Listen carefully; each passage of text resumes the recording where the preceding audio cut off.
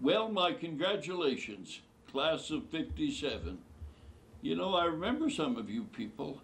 I remember much more than I did in the class of 87 or 77 or 67 because you were all brand new. And I still remember or Provo High School as the place that you people attended. I was amazed at how much I was going to learn about teaching the first year that I was at Provo High School. I found out that if you walk up to the front of the class on the first day and tell them you're the teacher, they accept you as a teacher. I thought I'd have to win my way. I found the students when I arrived unbelievably polite, very nice. I was never once in the 30 years that I taught school, I was never once spoken uncomplimentary to. I had students who didn't like me, but they didn't take time to come up and tell me they didn't like me. I liked the faculty, some of them more than others, because like the students, I have personal preferences. I liked the principal. I liked the building, of course, because it was wonderful. And I remember little by little we were getting the lights put in the auditorium, and then we got the curtains. It was a miracle to get the curtains. The stage then looked like a stage, but by the time we got the curtains, we had already done 5 plays out on the stage with no curtain or anything. The play we did the first year was Our Town with Lola Van Wagenen. I remember Abel John Peterson. I don't know whether he remembers me or not.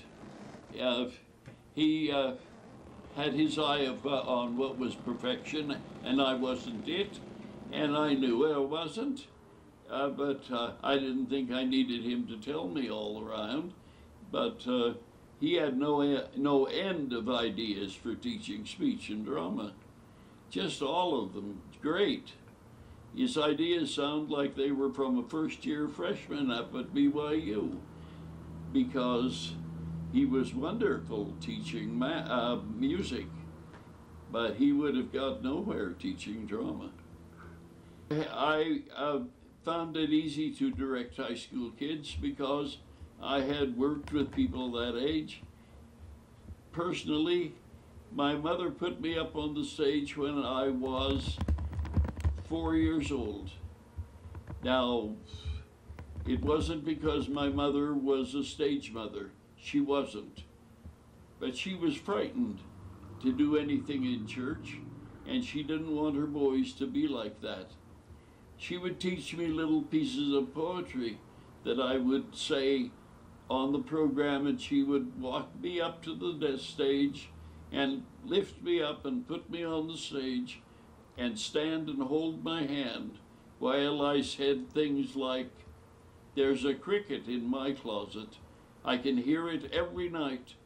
It trills and chirps and warbles and sings with all its might. I think it may be hiding in the toe of my old shoe." And then it goes on from there. I learned those things. But when I was 6 years old, and I went to grade school in Malad, Idaho, I never had any stage fright. When the teacher asked me to come up to the front of the stage and do something, I always could do it, because I never learned stage fright from anybody. I was never frightened to do a play. I was concerned sometimes afterwards because I didn't think I had done a great job. But I learned the most about being in a play while I was teaching at Provo High School. While I was teaching there, that's when I learned it. I remember that one of the classes was Harold Nathan. He was a sophomore the first year that we were at Provo High School, and he came into my speech class. But Harold went on to go to Cornell University. He then went to Yale. He graduated from the Yale Law School. The last time I saw him, he was at one of the big firms in New York. And I went up to his office, and we spent the last part of the day and the evening in New York going to a play, going out to dinner. And he talked all the time about Provo High School and what it meant to him. And he said, I ended up with a background that no one else in the law school had. I had lived with very wealthy people, but he said, I also grew up, went through high school with plain, ordinary people who he said were some of the smartest people that he ever contacted. And he said he was never hesitant to call Provo his home. I do want to tell you this, that if you see Harold Nathan now, look for a little man with bent shoulders, snow white hair, and those eyes that he always had that looked everywhere. And he has a voice that with no effort can be heard all around New York City. A fine person. And he's just is the same Harold Nathan that we knew, except he's way up the ladder now. Okay, I would like to talk to you a little bit about Ken Waite. He was an influence on my life. He was the assistant principal. And anything that I thought was not going well, I would go in and talk with him. And I remember the first student assembly on the stage with no curtains and no props, and it was difficult. And so I didn't think it had gone well. And I went up to him with the idea of saying, well, I'm sorry that it didn't go better. I think it was a disaster. And he turned to me, and Principal Treeagle was there, and he said, put his arm around mine, because he was tall enough to do that, and put it around my shoulder, and he said, we are starting a new era in theater and assemblies at Provo High School. And I guess he was sincere. I know he was.